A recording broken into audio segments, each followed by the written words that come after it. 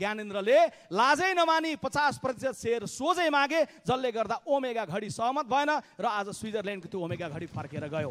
सुन्दै हुनुहुन्छ राजा ल्याउनुपर्छ भन्नेहरू भने सुनिरहनु भएको छ। आज पूर्व पञ्चहरलाई राजा चाहियो, जुन बेलामा संवैधानिक राजा भनेर भनिरहेको बेलामा काङ्ग्रेसले गोली हानियो, फाँसीमा झुन्डाइयो। बीपी कोइराला जस्तो नेताबाट देशले शासित हुने अवसर गुमाउनु पर्यो। त्यतिको नेताले क्यान्सरको उपचार गर्न बाहिर जानु पाउनु पर्यो। सरकार भन्दै गर्दा दरबारले तिम्रो चालचलन ठिक नभएको हुँदा अहिले पासपोर्ट दिन सक्ने अवस्था छैन भनेर दरबारले पत्र पठायो। मल नपाएको एउटा किसानलाई गएर सोधौँ तिमीलाई मल चाहियो कि राजा? उनले भन्छन् मल। नागरिक मर्दै गर्दाखेरि धेरैलाई दुख्यो तर निर्मल निवासलाई दुखेन। तिनकुनेलाई दुख्दै गर्दा, तपाईँको हृदयलाई दुख्दै गर्दा हृदय नदुख्ने कस्तो राजा तपाईँले परिकल्पना गर्नुभएको छ, कस्तो राजा चाहनु भएको छ। हामी दुखी भई बक्सेका छौँ भन्ने 3 लाइनको वक्तव्य पनि जारी गर्न नसक्ने अवस्थाको राज संस्थाको खोजी नेपालको युवकहरूले गरेका हुन् भन्ने म मान्दिनँ। कि चढिरहेको मोटर बिग्रियो भने मोटरलाई मर्मत गर्ने कि गोरु गाडा खोजीतर्फ लाग्ने। आज यदि कसैले गणतन्त्रको विकल्प खोज्दैछ भने बिग्रियो मोटर भनेर बनाउने कुरो छोडेर गोरु गाडातर्फ फर्किने काम कुनै पल्लो कितामा बसेका साथीहरूले नगरिदिउन्। वडाध्यक्ष नभइसकेपछि राजाकोमा नारायण हिटी पठाउने हल हुन्छ। संसारकै प्रसिद्ध र महँगो मानिने ओमेगा घडीले स्विजरल्यान्डबाट नेपाल आएर सो घडी उत्पादन गर्ने फ्याक्ट्री खोल्नका लागि नेपालमा अनुमति माग्यो। अनुमति माग्दै गर्दा उनीहरूले भने हामी कसैलाई सेयर नदिकन हामी आफै नै गर्न चाहन्छौँ। तर नवराज सुवेदी लेख्नुहुन्छ ज्ञानेन्द्रले लाजै नमानी 50% सेयर सोझै मागे, जसले गर्दा ओमेगा घडी सहमत भएन र आज स्विजरल्यान्डको त्यो ओमेगा घडी फर्केर गयो। के शाहवंशीय राजाहरू संवैधानिक भएर बस्न सक्छन्? एक थान राजालाई ल्याएर गद्दीमा राख्दैमा देशले स्थिरता प्राप्त गर्दैन। कुनै बेला राजाको पालामा राजाको सक्रिय शासन भएको बेलामा हामीले एसई दिँदै गर्दा टुकी मुनि बत्ती बालेर टुकीको बत्ती मुनि एसई दिएका थियौँ सभामुख महोदय, किनभने त्यो बेलामा केवल 9% नागरिकको घरमा मात्रै बिजुली बत्ती पुगेको थियो। वर्षौंदेखि बन्न थालेको बाटो बनि नसकेर धुलोको साम्राज्यमा पुरिनु पर्दा नागरिकले सरकार जिन्दाबाद भन्दैन। खेतीको बेला मल नपाउँदै गर्दा सरकार हामी खुसी छौँ भनेर किसानले भन्दैन। सम्माननीय सभामुख महोदय, सशस्त्र आन्दोलन देशमा हुँदै गर्दा स्वाभाविक छ कि हिंसाका घटनाहरू हुन्छन्। नेपाली काङ्ग्रेस पार्टीले इतिहासको कुनै कालखण्डमा हिंसात्मक सङ्घर्षको नेतृत्व गरेको थियो। अदालतमा उभिएर बयान दिँदै गर्दा नेता बीपी कोइरालाले भन्नुभयो कि म प्रत्यक्ष रूपमा यी घटनाहरूमा सरिक त थिइनँ, तर मेरो आह्वानमा भएको हुँदा म यी प्रत्येक घटनाको नैतिक जिम्मेवारी लिन्छु। 2042 सालमा नेपाली काङ्ग्रेस सत्याग्रहमा थियो, शान्तिपूर्ण सत्याग्रहमा। दरबारको ढोकामा, सिंहदरबारको ढोकामा, अन्नपूर्ण होटलको आँगनमा बम विस्फोट भयो। नेपाली काङ्ग्रेस पार्टीले उच्च नैतिक संस्कृति प्रस्तुत गर्दै त्यसमा हाम्रो संलग्नता छैन, तर हामी सत्याग्रहलाई स्थगित गर्दछौँ भनेर घोषणा गर्यो। माफ माग्न चाहन्छु सम्मान्य सभामुख महोदय, म यो उच्चतम नैतिक संस्कृतिको विषय त्यो बेलामा उठाइरहेको छु जुन बेलामा शान्तिपूर्ण भनिएको आन्दोलनबाट जीवन गुमाएर 2टा होनहार युवाहरू पोस्टमार्टम हाउसबाट चितातिर लम्किने यस बेलामा प्रतीक्षा गरेर बसिरहेका छन्। सम्माननीय सभामुख महोदय, सबिन महर्जन नाम गरेको एकजना श्रमजीवी युवा अनि सुरेश रजक नाम गरेको एक श्रमजीवी पत्रकार सबैले दुःख व्यक्त गरेका छन्। सबै राजनीतिक दलको वक्तव्य आएको छ। तोडफोड हुँदै गर्दा सबैलाई दुख्यो तर निर्मल निवासलाई दुखेन। नागरिक मर्दै गर्दाखेरि धेरैलाई दुख्यो तर निर्मल निवासलाई दुखेन। आज मैले यो संसदबाट उभिएर बोल्दै गर्दाखेरि म देशको कुनै युवकको मनमा मलाई राजा चाहिएको छ, मलाई नेताहरूसँग रुष्ट भयो, चित्त बुझेन भन्दै गर्दा छ भने म ती युवकलाई आग्रह गर्न चाहन्छु। तिनकुनेलाई दुख्दै गर्दा, तपाईँको हृदयलाई दुख्दै गर्दा हृदय नदुख्ने कस्तो राजा तपाईँले परिकल्पना गर्नुभएको छ, कस्तो राजा चाहनु भएको छ। हामी दुःख व्यक्त गर्दछौँ, हामी दुखी छौँ, हामी दुखी भई बक्सेका छौँ भन्ने 3 लाइनको वक्तव्य पनि जारी गर्न नसक्ने अवस्थाको राज संस्थाको खोजी नेपालको युवकहरूले गरेका हुन् भन्ने म मान्दिनँ। यद्यपि सभामुख महोदय, म सम्मानका साथ नाम लिन चाहन्छु पृथ्वीनारायण शाहको, जसको अगुवाईमा हाम्रा पुर्खाहरूले नेपाल देशको एकीकरण गरे। म भक्ति थापालाई, भीमसेन थापालाई, अमरसिंह थापालाई, वीर बलभद्रलाई स्मरण गर्न चाहन्छु, जसको कारण नेपालको एकीकरणले पनि गति लियो र नेपाल देशका रूपमा रह्यो। तर पछिल्लो कालखण्डमा आउँदै गर्दाखेरि राजा र नागरिक बीचको सम्बन्ध पनि संवैधानिक राज संस्थाको मार्फतबाट निश्चय नै एउटा ऐतिहासिक ढङ्गले अघि बढिरहेको अवस्था थियो। तर निरन्तर संवैधानिक भएर राजाले बस्न नमानेपछि, संवैधानिक भएर बसेका राजाले पटक संविधानमाथि लोकतन्त्रमाथि धावा बोलेपछि अन्ततः नेपाली जनताले गणतन्त्रको बिगुल फुक्न बाध्य भए र आज नेपाल देश लोकतान्त्रिक गणतन्त्रमा पुगेको छ। यो बेलामा यसो भन्दै गर्दाखेरि नागरिक पङ्क्तिमा असन्तुष्टि छ कि छैन? यो संसदले हामीले गम्भीरतापूर्वक यो पनि छलफल चाहिँ गर्नैपर्छ। सम्माननीय सभामुख महोदय, नागरिक पङ्क्तिमा असन्तुष्टि छ। वर्षौंदेखि बन्न थालेको बाटो बनि नसकेर धुलोको साम्राज्यमा पुरिनु पर्दा नागरिकले सरकार जिन्दाबाद भन्दैन। खेतीको बेला मल नपाउँदै गर्दा सरकार हामी खुसी छौँ भनेर किसानले भन्दैन। प्रशासनिक कार्यालयमा मुस्कान सहितको सेवा त पाइयो, तर मुस्कान दिने सेवा प्राप्त भएन भने सरकार जिन्दाबाद भनेर भन्दैन। तर सँगैमा दोस्रो प्रश्नमा जाउँ सम्माननीय सभामुख महोदय, यस्ता असन्तुष्टिहरूको हल मल हो कि राजा? म सिधा सिधी भन्न चाहन्छु मल नपाएको एउटा किसानलाई गएर सोधौँ तिमीलाई मल चाहियो कि राजा? उनले भन्छन् मल। बाटो बन्न ढिलाइ भएर भएको ठाउँमा असन्तुष्ट भएर बसेको नागरिकको अघिल्तिर गएर सोधौँ तिमीलाई बाटो चाहिएको हो कि राजा? उनले भन्छन् बाटो। सम्माननीय सभामुख महोदय, शिक्षा विधेयक 50 वर्षपछि आयो, तर संसदीय समितिबाट पारित भएर नागरिकको हातमा शिक्षकको हातमा पुग्न सकेन। शिक्षक महासङ्घको नेतृत्वमा अहिले पनि आन्दोलन भइरहेको छ। तर तिनै आन्दोलनमा रहेका नेपाली शिक्षकहरूलाई गएर सोधौँ तिमीलाई विधेयक चाहिएको हो कि राजा भन्दा असन्तुष्टि होला, तर हामीलाई राजा होइन हामीलाई विधेयक चाहिएको छ भनेर शिक्षकहरूले भन्छन्। सम्माननीय सभामुख महोदय, मेचीदेखि महाकालीसम्म रेल बनाउने भनेर सरकारले नागरिकको जग्गालाई कब्जा गर्यो, नागरिकको जग्गालाई सरकारले अधिग्रहण गर्यो, मुआब्जा दिइएको छैन। मुआब्जा नपाएको नागरिकलाई गएर तिमीलाई राजा चाहिएको कि मुआब्जा भन्दै गर्दा कसैले असन्तुष्टि हुँदै गर्दा यस्तै हो भने राजा भनेर भन्लान्, तर समग्रतामा उनीहरूले भन्छन् हामीलाई राजा होइन हामीलाई मुआब्जा चाहिएको छ भनेर। सम्माननीय सभामुख महोदय, कुलमान घिसिङलाई बाँकी अवधि काम गर्न दिनु पर्थ्यो, सत्तारूढ कित्ताबाट हामीले पनि बोल्दाखेरि भनेका छौँ, तर सरकारले हटाएर गल्ती गरेको छ हामीले भनेका छौँ। तर यो विषय अदालतको विषय भइसके पछाडि यो विषयमा आज सभामुखले प्रतिपक्षले माग्यो किन? सभामुखले समय दिनुभयो किन? प्रधानमन्त्रीज्यूले परम्परा विपरीत अदालतमा भइरहेको छलफलमा संसदमा उभिएर जवाब दिनुभयो किन? यसमा म प्रश्न गर्दै गर्दा पनि सँगैमा भन्न चाहन्छु, कुलमान घिसिङलाई हटाएर गल्ती भयो भनेर भन्दै गरेको कुनै नागरिकले पनि तिमी यो बारेमा अदालतको फैसला पर्खन चाहन्छौ या राजा चाहन्छौ भन्दै गर्दा उनले पनि भन्छन् अदालतले दिने फैसला नै लोकतन्त्रमा सर्वोपरि हुन्छ, म त्यो पक्षमा छु हुने भन्छन्। सम्माननीय सभामुख महोदय, धनीपूर्जा नपाएकाहरूको असन्तुष्टि होला, असन्तुष्टि हुँदै गर्दा प्रशासनिक कार्यालयमा असन्तुष्टि होला, तर समग्रतामा सबै नागरिकले पूर्व उपकुलपति केदार भक्त माथिमाले भन्नुभएको शब्दलाई म दोहोऱ्याएर यहाँ भन्दै गर्दा भन्न चाहन्छु। उहाँले भन्नुभएको छ कि चढिरहेको मोटर बिग्रियो भने मोटरलाई मर्मत गर्ने कि गोरु गाडा खोजीतर्फ लाग्ने। आज यदि कसैले गणतन्त्रको विकल्प खोज्दैछ भने बिग्रियो मोटर भनेर बनाउने कुरो छोडेर गोरु गाडातर्फ फर्किने काम कुनै पल्लो कितामा बसेका साथीहरूले नगरिदिउन्, निर्मल निवासमा बसेका पूर्व राजाले नसोचिदिउन्, यो आग्रह गर्न चाहन्छु। सम्माननीय सभामुख महोदय, तेस्रो प्रश्नमा मैले जाँदै गर्दाखेरि यो छलफलको लागि भन्नै पर्ने हुन्छ देशका आजका समस्याहरूको हल व्यक्ति लिएर आउने भन्ने हो कि पद्धति बसाउने हो? मलाई एउटा राजावादी मित्रले भेटेर भन्नुभयो, विश्वप्रकाशजी हजारौं राजाहरू वडामा पाल्नुभन्दा एउटा राजा ल्याउने कुरो ठिक होइन र? मैले उहाँलाई भने गद्दीमा एउटा राजालाई ल्याइसकेपछि सबै कुराको हल हुन्छ? उनले भने हजारौं वडामा राजाहरू बोक्नुभन्दा एउटा राजा गद्दीमा राखेपछि हल हुन्छ। मैले उनलाई प्रश्न गरेँ, सभामुख महोदय, एउटा भाष्य सामाजिक सञ्जाल मार्फतबाट नागरिक पङ्क्तिमा के बनाउन खोजिएको छ भने असन्तुष्टिको जगमा त्यसलाई भजाएर के प्रयत्न गर्न खोजिएको छ भने यो देशमा राजै राजा भए, वडामा राजा भए, यी सबलाई विदाई गरेर गद्दीमा एउटा राजा राखेपछि सबै समस्याको हल हुन्छ।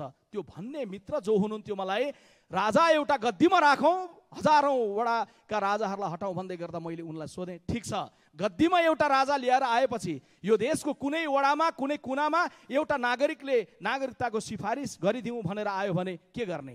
वडाध्यक्ष नभइसकेपछि राजाकोमा नारायण हिटी पठाउने हल हुन्छ भन्दै गर्दा उनले भने होइन, वडाध्यक्ष त चाहिने रहेछ। अनि मैले भने वडाध्यक्ष चाहिन्छ भने वडाध्यक्षहरूको प्रमुख भएर पालिकाको प्रमुख चाहिएला कि नचाहिएला? उनले भने पालिकाको प्रमुख पनि चाहिने रहेछ। पालिकाको प्रमुख चाहिन्छ भने त्यहाँको जनताको स्थानीय भावनालाई केन्द्र र प्रदेशको सरकारसम्म पुर्याउनका लागि सांसद चाहिन्छ कि चाहिँदैन होला? कि वडाध्यक्षले पुर्याउँछन् कि गद्दीका राजाले आफै अन्तर्यामी भएर बुझ्छन्? भन्दा होइन, सांसद पनि चाहिने रहेछ। त्यसैले आज मैले भन्दै गर्दाखेरि उहाँले भनेको अर्को वाक्यमा जान चाहन्छु। उहाँ सहमत हुनुभयो, स्थानीय तह पनि चाहिन्छ, प्रदेश पनि चाहिन्छ, केन्द्र पनि चाहिन्छ।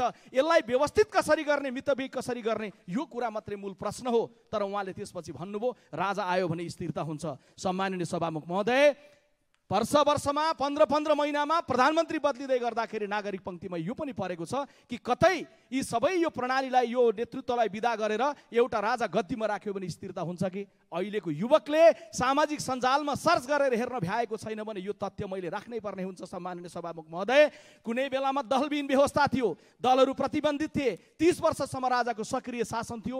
30 वर्षको बिचमा 16वटा सरकार पञ्चायतको बेलामा बनेको रहेछ। स्थिरता हुने हो राजाको नेतृत्वमा भने पञ्चायत कालमा 30वटा सरकार किन बन्यो? ताजा उदाहरण जाने हो भने 59 सालमा राजा ज्ञानेन्द्रले कु गरेका थिए। जुन बेला कु भएको थियो त्यो कु पछाडि 59 साल पछाडि 62-63 को आन्दोलन सफल हुनुभन्दा अगाडि राजाले आफ्नो नेतृत्वमा बनाएको 4थो सरकारभन्दा अगाडि 3वटा प्रधानमन्त्री देशलाई दिएको थियो र 4-4वटा सरकार बनेको थियो। यसले के बताउँछ भन्दा एक थान राजालाई ल्याएर गद्दीमा राख्दैमा देशले स्थिरता प्राप्त गर्दैन। स्थिरता पाउनका लागि संसद संविधानको धारा 76 को उपधारा 5 को सम्मानित सर्वोच्च अदालतले गरेको व्याख्या बमोजिम 5 वर्षका लागि स्थिर हुने पद्धति भएको छ। तर प्रधानमन्त्री 5 वर्षसम्म रहने खालको पद्धति के हुन सक्छ भन्ने कुरोका लागि संविधान संशोधनको बेलामा हामीले छलफल गर्ने हो। कसैलाई गद्दीमा ल्याएर राख्ने बित्तिकै देशले स्थिरता पाउँदैन भन्ने कुरो आजको पुस्तालाई हामीले बुझाउने हो। सम्माननीय सभामुख महोदय, राजतन्त्र आयो भने सुशासन हुन्छ। आज युवकहरूलाई बुझाउँदा त्यो प्रयास गरिएको छ। निश्चय नै आज हामीले नेतृत्व गर्दै गर्दा सुशासनका कैयौं मानकहरू भत्किएको, कमजोरीहरू भएको, सुशासन राम्रोसँग दिन नसकिरहेको सन्दर्भमा हामीले गम्भीरतापूर्वक आत्मसमीक्षा गर्ने र सुशासनको लागि पहल प्रतिबद्धता गरेर जाने विषय एउटा भयो। तर राजा आउँदैमा सुशासन हुन्छ भने म अरू धेरै कुरा भन्दिनँ। अहिले कुनै युवकले राजा आउँदा सुशासन हुन्छ भने हाम्रा कुरा नसुनिदियोस्, राजा ल्याउने आन्दोलनको जसलाई संयोजक बनाइएको छ 82 वर्षीय नवराज सुवेदीजीले लेख्नु भएको किताब इतिहासको एक कालखण्ड भन्ने पुस्तकको पृष्ठ नम्बर 12 मा गएर उनले पढिदियोस्। त्यो पुस्तकमा लेखिएको छ सम्माननीय सभामुख महोदय कि संसारकै प्रसिद्ध र महँगो मानिने ओमेगा घडीले स्विजरल्यान्डबाट नेपाल आएर सो घडी उत्पादन गर्ने फ्याक्ट्री खोल्नका लागि नेपालमा अनुमति माग्यो। अनुमति माग्दै गर्दा उनीहरूले भने हामी कसैलाई सेयर नदिकन हामी आफै नै गर्न चाहन्छौँ। तर नवराज सुवेदी लेख्नुहुन्छ ज्ञानेन्द्रले लाजै नमानी 50% सेयर सोझै मागे, जसले गर्दा ओमेगा घडी सहमत भएन र आज स्विजरल्यान्डको त्यो ओमेगा घडी फर्केर गयो। सम्माननीय सभामुख महोदय, म फेरि दोहोर्याउन चाहन्छु। सुन्दै हुनुहुन्छ राजा ल्याउनुपर्छ भन्नेहरू भने सुनिरहनु भएको छ, सुन्नु भएको छैन भने दोहोऱ्याएर भन्न चाहन्छु।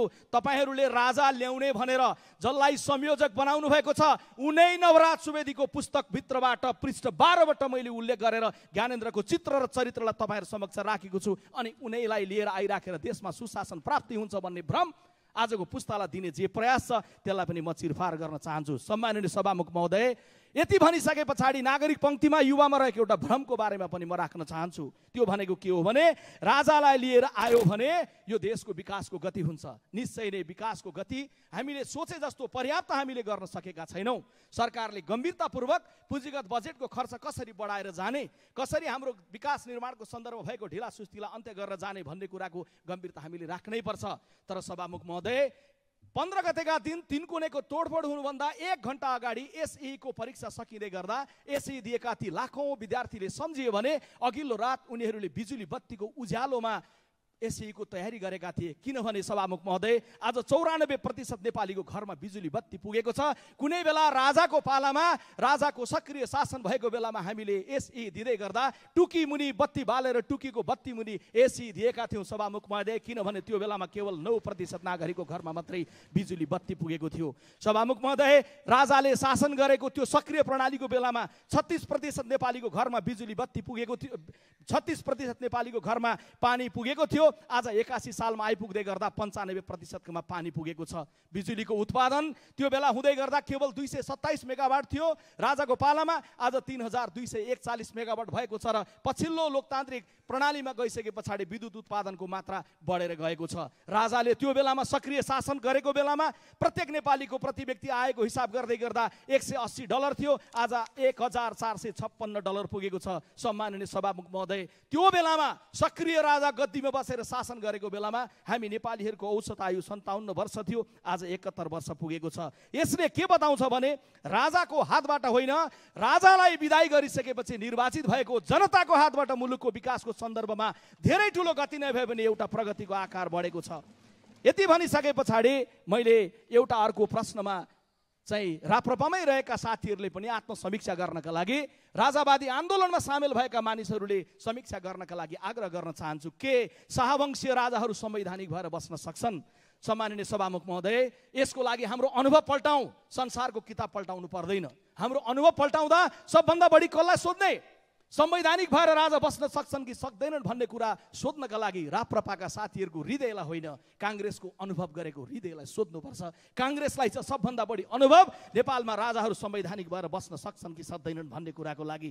किनभने कुनै बेला संवैधानिक राज संस्थाको हिमायती केवल काङ्ग्रेस थियो। सभामुख महोदय, आज पूर्व पञ्चहरूलाई राजा चाहियो, संवैधानिक राजा चाहियो। जुन बेलामा संवैधानिक राजा भनेर भनिरहेको बेलामा काङ्ग्रेसले भन्दै गर्दाखेरि, उभिँदै गर्दाखेरि कैयौँ मानिसहरूलाई गोली हानियो, कैयौँ मानिसहरूलाई फाँसीमा झुन्डाइयो। बिपी कोइराला जस्तो नेताबाट देशले शासित हुने अवसर गुमाउनु पर्यो। त्यतिको नेताले क्यान्सरको उपचार गर्न बाहिर जानु पाउनु पर्यो। सरकार भन्दै गर्दा दरबारले तिम्रो चालचलन ठिक नभएको हुँदा अहिले पासपोर्ट दिन सक्ने अवस्था छैन भनेर दरबारले पत्र पठायो। आज संवैधानिक राज संस्था भनेर भन्दै गरेको काङ्ग्रेसको अनुभवलाई लिएर हेर्नुहोस्, आज संवैधानिक राज संस्था होइन, देशले लोकतान्त्रिक गणतन्त्र मार्फतबाट अगाडि जानुपर्छ भन्ने हाम्रो अनुभव छ। सम्माननीय सभामुख महोदय, हिजो अस्ति मात्रै हो निर्मल निवासमा लाइभ महाराधिराज पूर्व महाराधिराजले हेरिरहनु भएको छ भने सम्झिनुहोला, तपाईलाई गद्दीमा स्थापित गर्नका लागि काङ्ग्रेसको सभापति त्यस बेलाका प्रधानमन्त्री गिरिजा प्रसाद कोइरालाले ढुङ्गा मुढा सहेर त्यस पछाडि संवैधानिक राज संस्थालाई स्थापित गर्ने प्रयास गरिएको थियो। तर इतिहासको त्यो कालखण्डलाई बिपी कोइरालाले मेरो र राजाको गर्दन पनि जोडिएको छ भन्दै गर्दाखेरि राज संस्थाको गर्दन जोगिँदैन है, निरन्तर लोकतन्त्रको गर्दनमा प्रहार गर्यो भने भन्ने कुराको सन्देश पनि त्यो बेलामा राज संस्थाले बुझेन। त्यसैले गर्दै गर्दा अहिलेको मिलीमा संवैधानिक राज संस्था भनेर हामीले भनेको त्यो हाम्रो अनुभवको जगमा देशले बुझ्नुपर्छ। नेपालको संवैधानिक राज संस्था भएर बस्न सक्ने क्षमता, योग्यता, चरित्र छैन। आज यति मात्रै सामान्य रूपमा ख्याल गरौँ न, नागार्जुनको जङ्गलमा लगेर सामान्य नागरिक बनाएर राखिदिँदै गर्दाको तौर तरिका र चरित्र यो छ भने गद्दीमा थियो भने ज्ञानेन्द्र महाराजबाट के अवस्था बन्थ्यो होला, देशको सामान्य लोकतन्त्रको लागि कस्तो अवस्था हुन्थ्यो होला। त्यसैले संवैधानिक भएर राजा बस्न सक्छन् भन्ने कुराको भ्रमबाट मुक्त हुनुपर्छ। सम्माननीय सभामुख महोदय, म 8औं प्रश्नमा जान चाहन्छु, आजको पुस्ता के चाहन्छ? जमेको पोखरी जस्तो नेतृत्व चाहन्छ कि बगेको नदी जस्तो नेतृत्व चाहन्छ? कति बेला लागेको छ कि प्रधानमन्त्रीको कुर्सी केही वर्ष यता 3टा नेताको वरिपरि घुम्न थाल्यो, राजा ल्याइयो भने उहाँहरूबाट मुक्ति हुन्छ। असन्तुष्टि छ, गुनासो छ, निराशा छ, प्रश्न छ, तर प्रक्रिया के हो? हामीले राजालाई लिएर आउँदै गर्दाखेरि निरन्तर अनुहारहरू दोहोरिएको हामीले हेरेका होइनौँ। राजाको बेलामा कुनै बेलामा सूर्यबहादुर थापा नाम गरेको व्यक्तित्व लगातार पाड्दै पिलो गर्दै गर्दा 5 पटक प्रधानमन्त्री बन्नुभएको होइन। हामी योसँग निश्चय नै सहमत छैनौँ कि निरन्तर हाम्रो नेतृत्व उही दोहोरिरहोस् भन्ने कुरामा निश्चय नै हाम्रा भित्र पनि प्रश्नहरू छन्। तर सभामुख महोदय, नेताहरू त बुढो हुन लागेपछि रिटायर्ड बन्नु होला, या हामी निर्वाचनबाट नागरिकलाई जचेन भने नागरिकले मतदानको प्रक्रियामा लाइन लागेर नेतृत्वमा रहेकाहरूलाई विदा गर्न सकिएला। तर गद्दीमा बसेको राजा कुनै निर्वाचनको मतपत्रबाट विदाई हुँदैनन्, विदाई हुँदै गर्दा कुनै पार्टीको निर्णयबाट विदाई हुँदैनन्, कुनै संसदीय दलको निर्णयबाट विदाई हुँदैनन्। गद्दीमा बसेको राजाको विदाई भनेको त मृत्युपछि मात्रै हुन्छ। आजको पुस्ता निरन्तर नेतृत्वलाई बदल्न सक्ने लोकतान्त्रिक गणतन्त्रको पद्धतिभन्दा फरक खालको पद्धति सोध्छ। मैले यो पनि सोध्नु छ, आजको पुस्ता कर्ममा विश्वास गर्छ कि गर्भमा विश्वास गर्छ? कर्म गरेर, सङ्घर्ष गरेर, जनताको बिचमा भिजेर, आफूलाई जिम्मेवार बनाएर, परिपक्व बनाएर, देशको बारेमा, दुनियाँको बारेमा दृष्टिकोण बोकेर कर्म गरेर आएको नेतृत्वको पक्षमा उभिन चाहन्छ आजको पुस्ता कि गर्वमा छँदै अमुक रहेको गर्वको अघिल्तिर उभ, सेल्युट गर, तिम्रो भोलिको राजा त्यो गर्वमात्र आउँदैछ भन्ने खालको पद्धति के आजको पुस्ताले रुच्न चाहन्छ? निश्चय नै चाहदैन। सम्माननीय सभामुख महोदय, म अन्तिममा पुग्दै गर्दा आग्रह गर्न चाहन्छु, देशको जनमत के छ? देशको जनमत 15 गतेको दिन पनि 2टा प्रदर्शन भयो। एउटा प्रदर्शनी मार्गमा शालीन ढङ्गले भयो, नेकपा माओवादी लगायत एकीकृत समाजवादी लगायत दलहरूले गरेको प्रदर्शनमा हजारौंको सहभागिता थियो, कुनै हिंसा थिएन, कुनै तोडफोड थिएन, त्यहाँ कुनै न कुनै रूपमा सबैको भावनात्मक प्रतिनिधित्व भएको थियो। अर्को प्रदर्शन तीनकुनेमा थियो, त्यसको कस्तो चित्र रह्यो, कस्तो चरित्र रह्यो म त्यसमा लामो व्याख्या गर्न चाहन्न, तर म स्मरण गराउन चाहन्छु सम्माननीय सभामुख महोदय, फागुन 25 को प्रदर्शनको चर्चा छ, तीनकुनेको चर्चा छ, तर प्रदर्शन यो देशमा चैत्र 5 गते पनि भएको छ। चैत्र 5 गते यो देशको सयौं क्याम्पसहरूमा निर्वाचन भएको छ। गणतन्त्र होइन राजतन्त्र ल्याउनुपर्छ भन्नेहरूले अरू केही पर्दैन। राप्रपाको अध्यक्षजीको फेसबुक पेज पल्टाएर हेर्नुहोस्, त्यहाँनिर कलेज जित्दै गर्दा गणतन्त्रको पक्षमा कति जिते, देशको जनमत के छ भन्ने पुष्टि हुन्छ। त्यहाँ देख्नुहुन्छ एकजना दारी पालेको युवकको तस्बिर टाँच्नु भएको छ राप्रपाको अध्यक्षले, अनि लेख्नु भएको छ राप्रपाको नजिकको राप्रविसङको तर्फबाट फलानो कलेजमा निर्वाचित भएको सोभियुको सभापति। झापाको एउटा कलेज जहाँ 40 विद्यार्थी थिए, मत गिरेको 37, 26 मत ल्याएर विजयी हुनुभयो। त्यो एउटा मात्रै पोस्टले बुझाउँछ देशभरि चुनाव हुँदै गर्दा सर्वाधिक संख्यामा विजयी भएको विद्यार्थी संगठनहरू कांग्रेस नजिक, एमाले नजिक, माओवादी नजिक, गणतन्त्रको पक्षमा हजारौं विद्यार्थीहरूले मत व्यक्त गरेको अवस्था छ। त्यसैले गर्दै गर्दा जनमत भन्ने कुरालाई यहाँ ख्याल गर्नुपर्छ। अर्को हेक्का राखौं कति बेले भन्नुहुन्छ जनमत सदस्य यहाँको समस्या सम्माननीय सभामुख महोदय, मैले सक्न लागे जनमत भन्दै गर्दा कति बेले भन्नुहुन्छ, होइन बङ्गलादेशमा 10 महिना अगाडि एउटा जनमत प्रकट थियो, त्यो जनमतलाई मात्रै हेर्नु हुँदैन उहाँहरू भन्नुहुन्छ। निश्चय नै सम्माननीय सभामुख महोदय, हामी त्यस विषयमा हामी गम्भीर छौँ, तर बिर्सिनु हुँदैन। बङ्गलादेशको अवस्था र हाम्रो अवस्थाको बीचको फरक बिर्सिनु हुँदैन। त्यहाँ 15 वर्षदेखि एउटा नेतृत्व निरन्तर थियो र विपक्षी नेतृत्वलाई लगेर जेलमा राखिएको थियो। हामी 15 महिनामा सरकार बदलिरहेछौँ, विपक्षी नेतृत्व र सत्तापक्षी नेतृत्व हामी सँगसँगै छौँ। हामीले यो तथ्यलाई बिर्सिनु हुँदैन। अनि बङ्गलादेश भनेर भन्ने हो भने बिर्सिनुहुन्न, बङ्गलादेशको नमुना अस्ति तीनकुनेमा देखियो। यो देशको सचेत कुनै बौद्धिक या सामान्य कुनै नागरिकले पनि तीनकुने प्रकृतिको घटना के दोहोरिएको देख्न चाहन्छ? कोही पनि त्यो प्रकृतिको घटना देख्न चाहदैन। सम्माननीय सभामुख महोदय, यो बेलामा त्यसैले म लेखक बसन्त बस्नेतले भनेको वाक्यलाई उद्धृत गर्न चाहन्छु, लौ भो चाहिएन बङ्गलादेश। त्यसैले यो बेलामा अन्तिममा म आग्रह गर्न चाहन्छु सम्माननीय सभामुख महोदय, एउटा कल्पनाको चित्र राख्न चाहन्छु। त्यो भनेको के हो भने, कल्पना गरौँ राजालाई गद्दीमा ल्याएर राखियो, गद्दीमा ल्याएर राखिएको राजा आइसके पछाडि राजाले सोचे अनुसार, राप्रपाकै साथीहरूले सोचे अनुसार शासन प्रणाली अघि जान थाल्यो। 10 महिनापछि, वर्ष दिनपछि असन्तुष्टिको नयाँ आँधी आयो भने श्री पशुपतिनाथले हामी सबैको कल्याण गर्लान् सम्माननीय सभामुख महोदय। तर त्यो कल्याण गर्नेहरूको लिस्टमा पूर्व राजाको नाम हुन सक्छ कि सक्दैन? निर्मल निवासमा ठन्डा दिमागले बसेर पूर्व राजाले सोचिदिउन्। धन्यवाद। जय नेपाल।